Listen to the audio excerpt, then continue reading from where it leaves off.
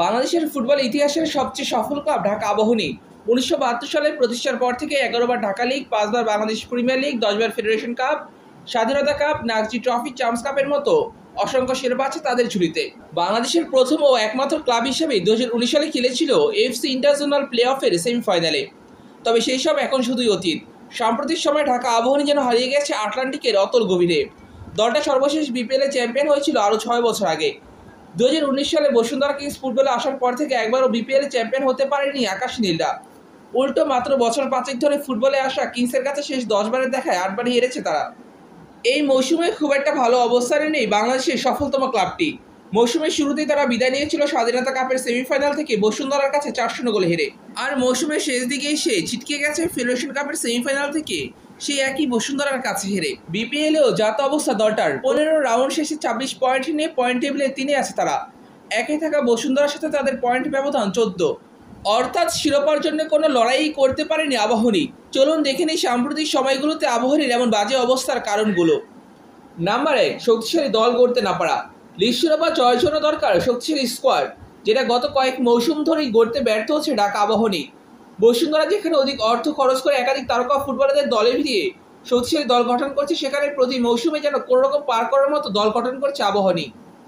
আরও নির্দিষ্ট করে বললে, বসুন্ধরা যে সকল ফুটবলারদের দলে নেয় না, সে সকল ফুটবলারদের নিয়ে আসলে দল গঠন করে আবাহনী। নাম্বার ২, রিজার্ভ বেঞ্চে যথেষ্ট ফুটবলার না থাকা। আবাহনী এই জায়গাতেও প্রতি মৌসুমে বেশ ভুগে।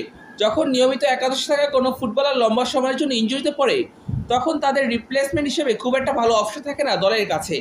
এই মৌসুমেও তার ব্যতিক্রম ঘটেনি। নাম্বার ৩, হাতে থাকা রিসোর্সের সঠিক ব্যবহার না করা।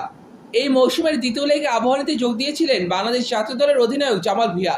এরপর থেকেই সবার ধারণা ছিল প্রথম লেগে আবাহনীর মিডফিল্ডে যে সমস্যা ছিল, দ্বিতীয় লেগে তা কাটিয়ে উঠতে সক্ষম হবে দলটি। কারণ দলে থাকা হৃদয়, জামাল ভুঁইয়া, রবিউল হাসানের সাথে বিদেশি জনাতন ফার্নান্দেজকে খেলে শক্তিশালী মিডফিল্ড গড়তে পারবে আবাহনী। তবে আবাহনী হেঁটেছে উল্টো পথে।